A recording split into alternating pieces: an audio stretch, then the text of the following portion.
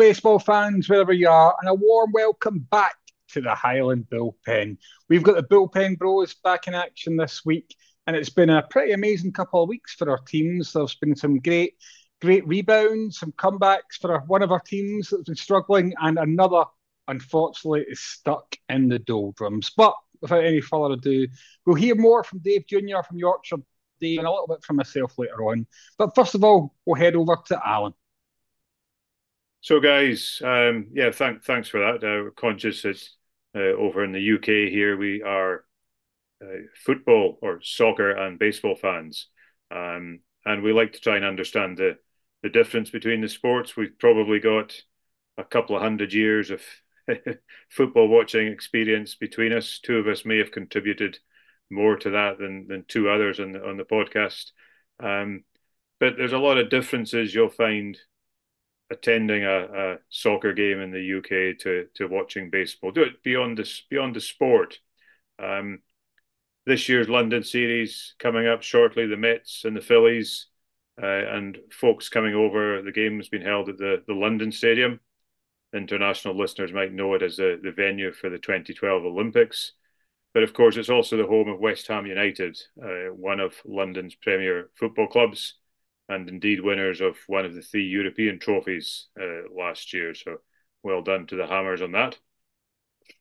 Probably the most obvious thing, I remember first going to a baseball game, and you sort of didn't quite understand it at first, but baseball grounds pretty much have one entrance. Everybody seems to go in the one place, and then you work your way around from there. You're not going to find that when you come along to the London Stadium. The London Stadium's obviously set up with multitudes of entrances, all different gates, all different tiers, and that's ideally designed for football fans. So, guys, I don't know if you were conscious of that type of different experience, or is that how do you think about baseball? Everybody goes in the one entrance. How's that going to work in a Scottish or UK football game? I don't know. Is that well, traditionally with football grounds, you would have, four separate stands, or rather, probably back in the day when I went, you had one stand where you could go and sit, and then the behind the goal, it would be just like a hill where you would go and stand on the terraces uncovered, and you would pay on the gate to go into whichever one of those stands you were you had you normally went to. Whereas in baseball, I don't know, there might have been a separate. I seem to recall the old Tiger Stadium in the final season when I was there in 1999.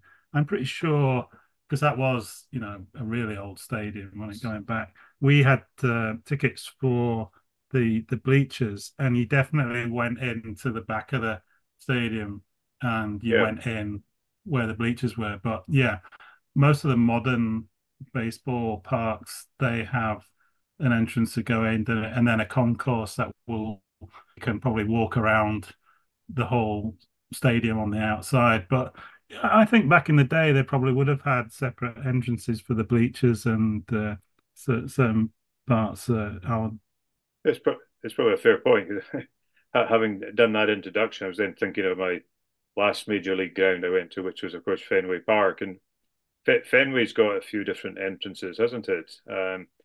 Albeit they're sort of amalgamated on one side of the stadium. But then when you go into the stadium, I guess effectively most people are then sitting in the stand behind home plate and then moving out a bit, as opposed to down the bleachers.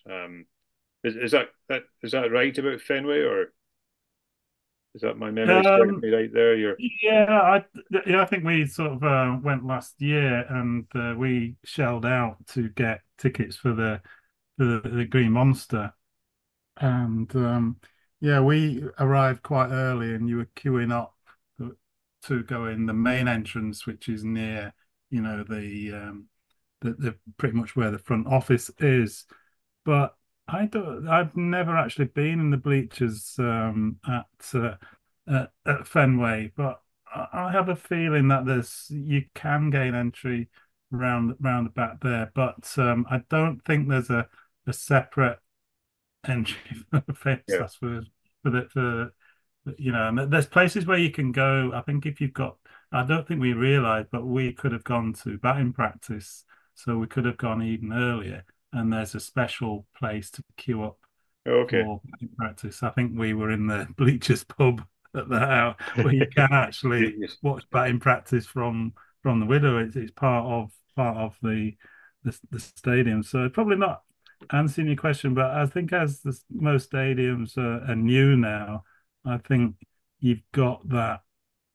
And London Stadium's a bit like that, isn't it? It's got different entrances to go into, but once you're in, you're not in the ground as such. You're in, where your seats Yeah. are.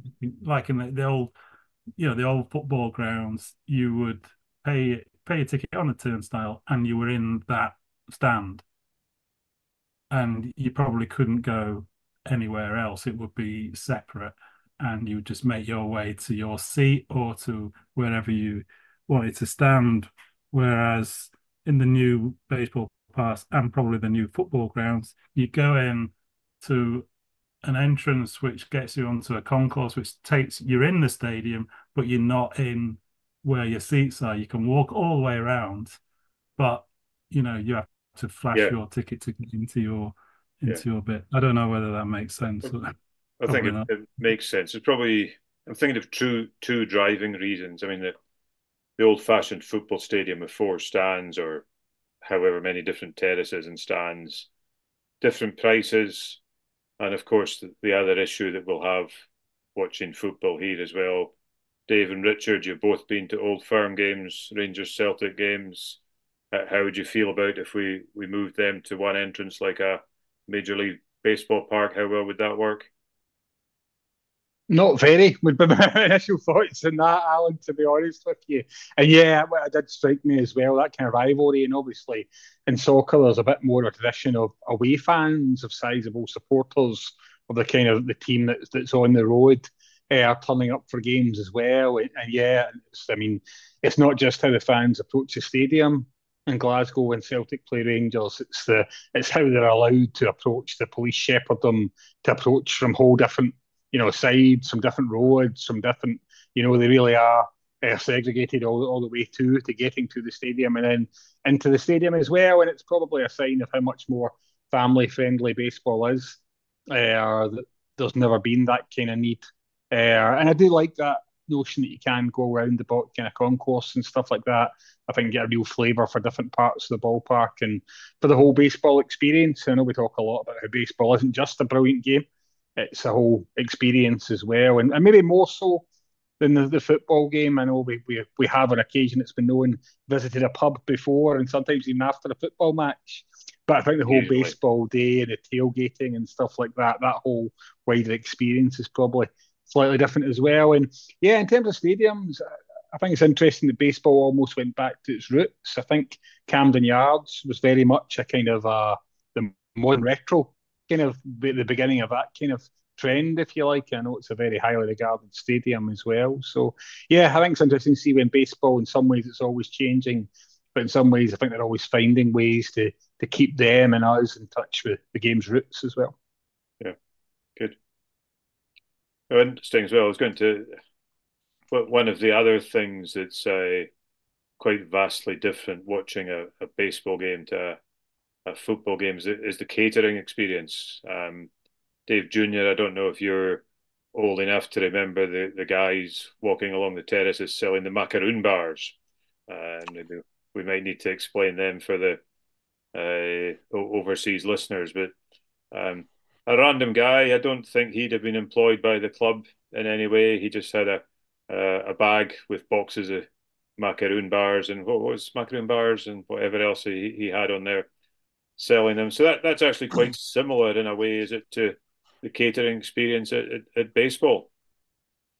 Yeah, it's a really interesting point, actually. Thanks, Alan. It's sometimes I think about how we are treated as British football fans, and at times I remember growing up and through the 90s and the noughties, you really had bog standard fare That was it. That's what you're getting. That's the menu, and it was absolute bog standard. Here's a Scotch pie. There's a Bovril. Not to take away from those things, but that was it. But when you sample, I think how fans are treated in America, in particular, it's a really different experience. Yes, they are trying to get your money, but it's also just it's about having a good time. And I Yeah, can definitely sense a little bit of that being brought into the UK in the last few years. Some clubs have realised that fans don't want to just turn up and buy that, whatever the cheapest pie is or whatever the cheapest hot drink is. Alcohol is a different yeah, conversation entirely. But I think now people have realised that there's definitely a middle ground between going a full corporate day and sitting with with your suit on and just turning up to watch the football. You can absolutely turn up now, want to spend a bit of money, have some food, that's actually really quite tasty. So I think that's something that the American culture's definitely brought over. Watching my own White Sox each night, unfortunately, there's a there's something that we shared in amongst the podcast a few weeks ago. The White Sox brought I think it's a campfire milkshake, which is an absolutely monstrous um, drink. It's exactly what it says, but it's just full of everything under the sun that's going to send your kids crazy throughout the course of a 9 inning game. But even on top of that, there's just so much more. There's a bit of culture. I think that's the wonderful thing about baseball with all those different teams throughout those different states. Every state is literally a different country, and each of them has their own cuisine, their own specialities. And I'm sure that if you go to Boston, Seattle, Detroit, or Chicago, you're not just being hit with this is baseball. Here's a hot dog. You're going to get a Chicago pizza. You're going to get each of your alternates. So it's definitely something considering. yeah. It's interesting that as well when the catering competitions in Scottish football grounds is around who's got the best mince pie. Um, and mince is probably a loose use of the word in that sense as well from plenty of occasions as well. So yeah, all the different catering genres that you would see elsewhere. So we touched on something there as well. So yeah, sorry, Dave. No, it's just actually, while I was thinking, in case it stirs any debate on the podcast or for those who listen, my tuppence worth when it comes to alcohol in Scotland at football games, I think they should introduce it at League One and League Two as a way to bring fans in earlier to generate more money for those lower league teams that don't really have much chance of ever making it to the big time. And what you might do is a lot of local fans that drift off to the old firm. It's a way of perhaps bringing them back or getting them along to 3 o'clock kickoffs on a Saturday. If you can go into the ground, you know that you can have a pint or two. I think that would really start to bring some money in for these lower league teams, drive attendances, um, and instead of Scottish culture, you're sitting in the pub until 2:59 and you're local, and then running to the game at 3 o'clock. I've been there myself when people look at each other and think, actually, do we really want to go to the game? We'll just sit here. Ah, We can quite happily catch the game on a feed. And there must be a more adult way to treat adults in Scotland. But again, that's one for the future. I don't know if you had any thoughts, Richard. Yeah, no, it's a good point you make there, and I'm sure we've got no idea what you're talking about when you say people sometimes just think to themselves, we can just stay in this pub and not venture through the pouring rain and the freezing cold to treat ourselves to a 0-0 draw on a wet Tuesday night in Arbroath or similar. No, I think it's a good point about the perhaps trialing the kind of alcohol, a bit of grown up approach in the lower leagues in Scotland. That I've always said the lower leagues should play in the summer months as well. I've always believed that'd be a good opportunity for them to play when the Celtic and Rangers aren't playing and some of the other big clubs aren't in action.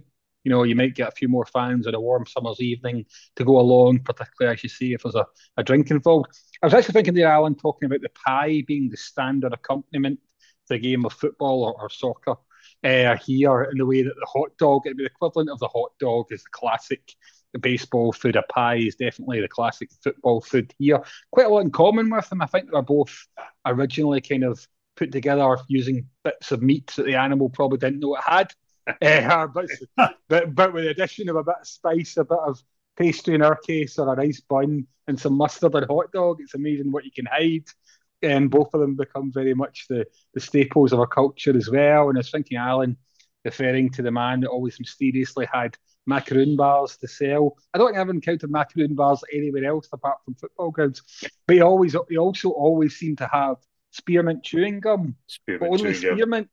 spearmint chewing gum. If you Yeah. like double mint or the fruity one, whatever that was called, juicy fruit, I think you were stuffed. So I've got a theory that somewhere some massive container ship containing spearmint chewing gum capsized at some point in the early 80s, kind of like whiskey galore apart from the chewing gum. And actually those guys managed to get hold of all the containers that floated ashore as well. But no, a final point on the food kind of thing is that Scottish football clubs have always treated you as though, yes, we'll take all your money, but consider yourself fortunate that we're willing to do it for you. You know, that's their approach to customer service. Whereas actually, I think the American experience is just so different and adds so much to it as well. So I hope all the fans of the Phillies and the Mets that come over here, I mean, two fairly tough crowds, I would suggest. I think folk from New York and folk from Philadelphia both have reputations for not being shy when it comes to giving their views on things, but I'm sure they'll find their cuisine that will make them forget they're several thousands of miles away from their cheesesteaks for the Philly fans as well. So yeah, a lot of good stuff awaits them when they come over for the London series. Yeah, yeah. The other aspect I was thinking about here as well, we did sort of touch on it, is like traveling fans or away fans. I mean, it's one of the things that I genuinely enjoy about. I've been to a few Tigers games away from home, so to speak. It's just as far traveling as it is going to the home games, obviously, but you end up sat beside fans of the other team. And you have genuine conversations with people. People have a bit of banter with you. There's no aggression. I did sit there at Fenway Park last year, and the Red Sox were scoring, and people were getting up and cheering. And I still had my Scottish aggression in me, thinking, they're annoying me. I wish they wouldn't do that. But it was just actually a great experience to enjoy seeing that, whereas the travelling fans experience in Scotland and really across Europe is, as you said, Richard, you're met off a train, you're told to walk into the ground from one particular angle, you're hemmed in. If there's 50 police or 100 stewards in the ground, they'll pretty much all be around your 500 away fans. Looking after them, watching over them. The catering experience and such like in there is still the same, although away fans will probably grudge spending money on the home team. So yeah, very different, very different types of experiences. And I think we'll maybe chat about travelling for away games shortly, because Dave Jr. is probably going to introduce us to something shortly. In which I might fall into that category as well, folks.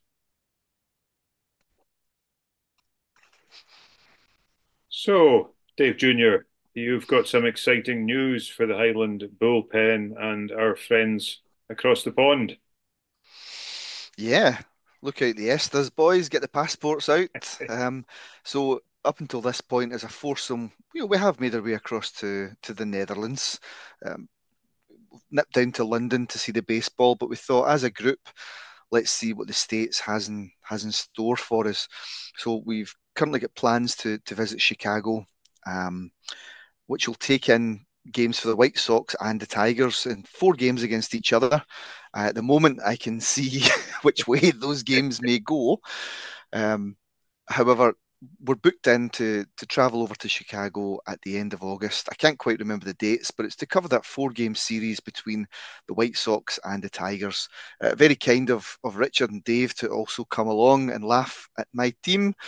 I know that we'll all get on board with whatever the results are, but it's a good chance to take in a wonderful city in Chicago. So we'll be using all the possible contacts we can to meet up with as many interesting characters, to see as much of the local architecture genuinely, and to take in whatever we can throughout the day.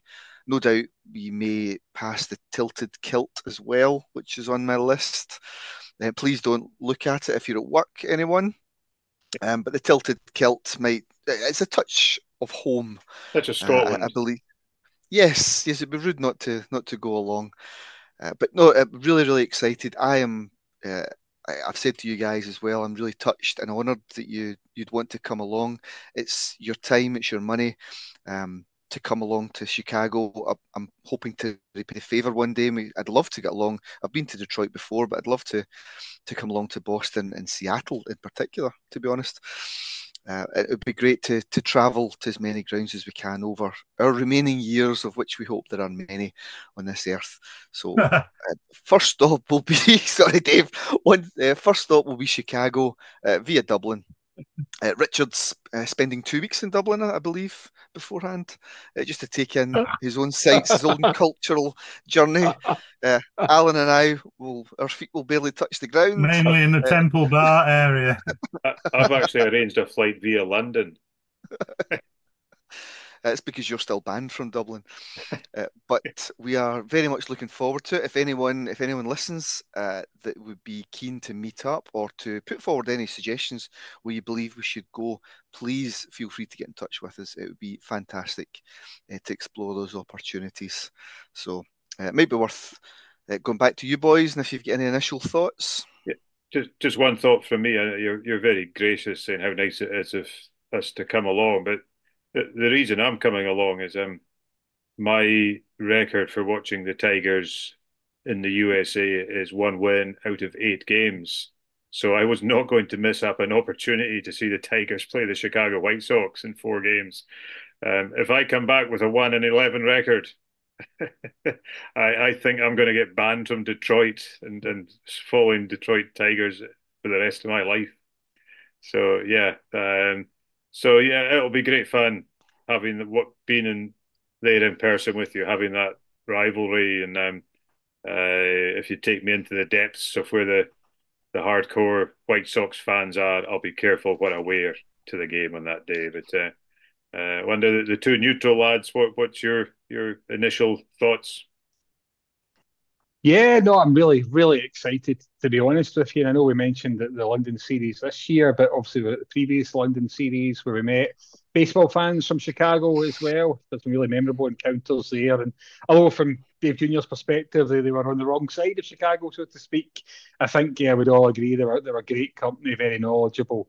And we're really looking forward, as Dave Jr. says, to getting a chance to meet up with other Chicago baseball fans during their time in that city as well. And obviously a great city. You know, I've never been hugely important city in America's history as well. It remains very much one of the great cities of the country, I think. So, yeah, it should be absolutely fantastic. We're very lucky that Dave Jr.'s been before, as you can imagine, as a White Sox fan. So he's been a trailblazer. So he can keep us right and stop us falling into any dens of sin and iniquity. Although, actually, to be honest with you, we were rather hoping you would help us fall into those, to be honest with you, Dave Jr. Yeah. In the unlikely event we couldn't find them ourselves. But no, very much looking forward to it. And I know Yorkshire Dave's a very far-travelled man, but I think even he can hardly contain his excitement at the prospect of hitting Chicago. It is a great town. It really is. And that's where we were based when in '99, when took in quite a few games. It was almost like when I first got in. I'm sure I've said this before. When I first got interested in baseball, I suddenly found out that they were going through a period where they were tearing down the old ballparks, and I was desperate to go and see, in particular, Tiger Stadium and the Milwaukee's old county stadium. But we were based in Chicago. We had a week or so there, and took the train up Lake Michigan to Milwaukee, the Brewers. That was great. Had a couple of nights there. And we actually didn't stay in Detroit. We flew in and out of Chicago just for the game, which was quite an experience. But yeah, I'm really looking forward to it. I think it is comparable with New York, Chicago. That was my experience of it. It was just a very exciting place to be. So, and there's some, as you can imagine, there's some good old speakeasy style pubs there that can introduce you to. Excellent, excellent. We're going to be well sorted, I think. And yeah, and absolutely very much looking forward to seeing the baseball as well as the city and the speakeasies. Definitely like the sound of that. And an interesting series it'll be as well. The Tigers, Alan, of looking at how our teams have performed over the last couple of weeks. That Dave Jr., who tends to find some very interesting stats, spotted the fact that as of today, as of when we record, that our teams, myself, Alan, and Yorkshire Dave's teams, have enjoyed a 7-3 record over the last 10 games. Dave Jr.'s own team, less like a slightly different record over that stretch as well. But it does suggest, I think, that certainly from a Mariners perspective, we've won every series we've competed in since the last episode there, including winning series against the World Series winners and finalists and the team they beat last year, as well as a winning series just off the back off with the Atlanta Braves as well, who are a fearsome outfit to contend with this season as well, and I think could do very well again. So yeah, from a Mariners perspective, it's all the pitching. The pitching that we hoped before the season would be an absolute strength of the franchise has quickly become that. After the first few games and a bit of the kind of the rust got shaken off those arms. They've been terrific, really, from start right through the starting rotation. Great support from the bullpen, and that's carried the Mariners on this recent run. We still need the bats to heat up a bit. I think the Mariners are second in terms of ERA, but they're only 27th in terms of the average scores that the bats are putting together. So we can't rely on pitching forever. At some point the guys with the bats will have to deliver as well. But yeah, it's been a really, really positive turnaround to the Mariners as well, and a consistently good spell for the Tigers as well, Alan. Yeah, no. Again, as we record, Tigers have a day off today, but they have won their last 4 series. We've left April with a winning record. For those of you who've been with us on the podcast for a few years, the Tigers have generally not enjoyed a season-winning record. But what I've noticed, I don't know if this is relevant or not, but generally very poor starters, the Tigers. So that gives us a bit of hope. Casey Mize is pitching excellent. Talk of him in the running for awards at the end of the seasons. Jason Foley's closing and bringing out the saves for Detroit. Number of positives there. A lot of folks saying we're winning 1-run games. No harm in winning the tight games. That shows a good attitude, shows a bit of professionalism. But yeah, question marks over the offence. Former number 1 pick Spencer Torkelson struggling a wee bit. Not for me to comment on why that would be, and I'm sure the guys are working with him. He's been moved down the order a wee bit. It takes a wee bit of pressure perhaps off him, but yeah, it's it's sort of exciting times. I maintain my hope that Detroit sport is in a positive way up just now, and let's hope there's a good steady bounce here, and let's hope that the Tigers keep going, and I can't wait for August. Absolutely. And again, the Red Sox as well, Yorkshire Dave, have put together a nice strong run of late, 7-3 over the last 10 games as well. Do you have confidence that that's going to be the way forward, the direction of travel for the boys from Fenway, Dave? Are they going to keep up this momentum? Well, that's the big question. Sort of listen to couple of podcasts, and they can be extremely critical, as I've said before in Boston. My goodness, they don't mince their words, but even they're having to admit that some good things are happening at Fenway Park and Boston Red Sox. You mentioned Seattle second in ERA in the whole of MLB. Boston is top, and this is despite what was showing up as being a major criticism of the front office not really investing in starting pitching, although they did get in Lucas Giolito from the Dave's White Sox, but he's injured and out for the season. So their five starters were really not expected to do well, and I have to say that they started off brilliantly, and three of those five are currently out injured. They brought in two or three other guys to take their place, and they're still backing it up with a 2.57 ERA.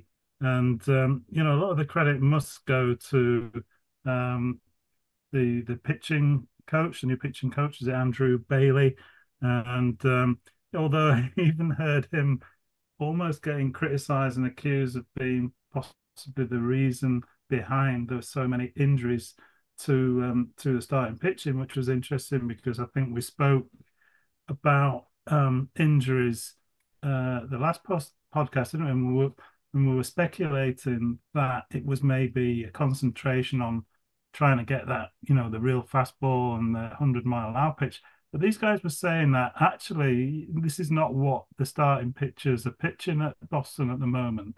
They're more sliders and breaking balls.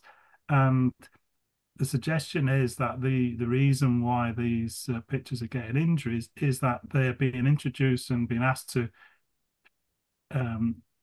make different pitches into their pitching arsenal.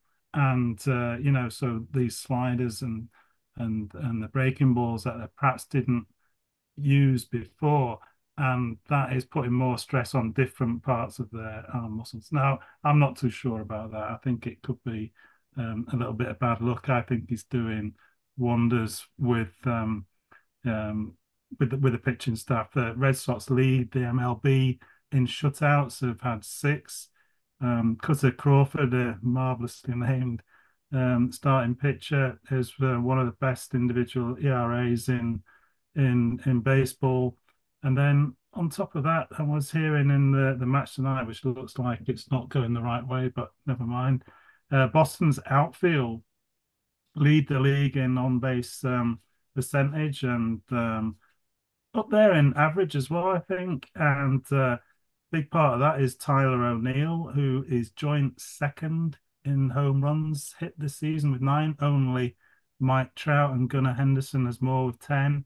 And even the catchers, we've got a sort of platoon system there of Connor Wong and Reese McGuire, and their combined catcher batting stats are the best in baseball. It's on base percentage and average. So there's a lot of good things going on there. And 18 and 13, it might become 18-14, but that's a target to 95 wins, which would obviously get you into the playoffs. But we're only a fifth of the way through the season. So is this sustainable? Well, we'll find out. But I'm really pleased with the way things are going for in Boston. No, absolutely. I know we turn to great pitching because you rightly mentioned there about the quality of the pitching, and we'll turn to great pitching and a great pitcher in a few moments' time. But before we do that, we have to, and as kindly, as gently as we possibly can, ask Dave Jr. what his latest thoughts are on the Chicago White Sox. Yeah, I really think you should have maybe finished with Dave. Dave should have been the closer tonight, I think. It sounded great down Fenway. Yeah, it sounded like you were having to go to a funeral there, Richard, when you introduced me, which isn't too far from the truth. So picking up from where the White Sox were a few weeks ago, not much has changed. The injury situation is still there. It doesn't really matter because even with one or two guys in there, it's been poor. I think I mentioned that the pitching had been really, really quite good. The problem with that is when the bats aren't firing and the pitchers are doing well, it's not going to be long before the pitching takes a bit of a hit as well. It's only so long that these guys can try and see you through 2, 3, 4 innings before the inevitable strikeout, but before the inevitable just hits home. And with the bats just not swinging at all just now for the White Sox, we've been shut out in so many games. So again, shut out is just not scoring, which is pretty rare in baseball. And I think already by the end of April, we've been shut out just as many times in April as we had in the all of each of the prior 3 seasons. Just to give you an idea of how poor things have been. Things have actually picked up in the last week or two with the batting, but that pitching, it could only hold out for so long before it's just started to tail off. We've made a few, actually multiple transactions between the White Sox and our feeder clubs in AAA. Again, just trying to shuffle that pack, trying to just bring something in to keep us going. A lot of rookies pitching, making great impact, but just not always being backed up by either the bats or the bullpen. So, again, some signings in the last few weeks have done well. They've come straight into the team. We managed to somehow sweep. It's the first time the White Sox have swept anyone, which in a bit of a disgusting stat, it's the first time the White Sox have swept anyone since June of last year. And to give you an idea, when the White Sox were competing last year, it just shows it's coming on for about a year since the White Sox have swept someone. And of all teams, it was the Tampa Bay Rays, who they probably aren't having the best of seasons in the AL East, but they are a very competent team. So to come out of that with 3 wins from 3 was fantastic. However, we followed it up with 3 losses at home to the Twins, who have now won 7 games against the White Sox this season. I don't think we've won a single game against the AL Central. The Tigers swept us. I think the Royals swept us. The Twins have swept us twice now. And we've yet to play. Oh no, I think we've played the Guardians, but we may have picked up one there. So things are not going too well, Richard. They don't look like they're going to get much better anytime in the foreseeable. We have a series coming up against one of the London entrants from last year, St. Louis Cardinals. I'm not sure how they're faring this year, but at the moment, if you're a visiting team, you've got to want to play the White Sox just now. It seems to be a bit of a pushover, if I'm being honest. Yeah, we've all had them with our teams. We've all gone through tough times. Just have to, I know you will, just kind of see it out, keep cheering on the White Sox, and just there will be a turn. Fortunes will turn, but as you say, it might be a little bit of time before you guys are back heading in the right direction. But certainly, what you could do, what you could give for a picture of the quality and the control of Greg Maddux. If you only had one or two of those, somebody that could help keep the score down while your guys try and find their form with the bat. And I actually heard Greg Maddux talked about the other day, but in the context of one of the guys from Fenway are being talked about in that context. Maybe Yorkshire Dave, it was your man, Tanner Houck, is that right? Absolutely right. Yes, we're talking about how good, surprisingly good, perhaps the Boston pitching has been, and Tanner Houck is, I think he was the 5th guy in the rotation. But yeah, the other week, I think it was the 18th of April, he he completed a game. It's one of only 6 complete games in the whole of MLB this season, by which we mean he pitched throughout the entire 9 innings, which used to be not that long ago, used to be a lot more common than it is now. It's quite a rarity, and it was a really quick game. It was the quickest game in 14 years, which the commentators seem to like. It took only an hour and 49 minutes. It was the shortest 9-inning game since June the 2nd in 2010. And yeah, it took only 94 pitches, 69 of them were strikes. And what brought my attention to it was that the piece that I read referred to it as a Maddox. Now, I'm familiar with Greg Maddox because when I started watching baseball on Channel 5, um, he was active then for the Braves, and it was a fantastic picture. And so I was intrigued to find out what this definition was. So a Maddox is named after Greg Maddox, and it's described as a start in which a pitcher tosses a complete game shutout, so it must be a shutout, on fewer than 100 pitches. And it was named after him, and the term was coined by a baseball writer, Jason Lukart. He Greg Maddux himself, it's worth mentioning in his career, he pitched 109 complete games in his own career, which spanned 22 years, notably for the Braves, as I mentioned. That's between 1993 and 2003. Won the World Series in 95, had a career record of 355 and 227, 355 wins, 227 losses, career ERA 3.16, with strikeouts, 3,371 strikeouts. So he's 10th all time. I think Schertz and Verlander, the active pitchers now, are poised to overtake him. But yeah, if you've done a Maddox, you've done something pretty special and pretty unique, especially these days when pitchers, you're lucky if they go 5 or 6 innings these days.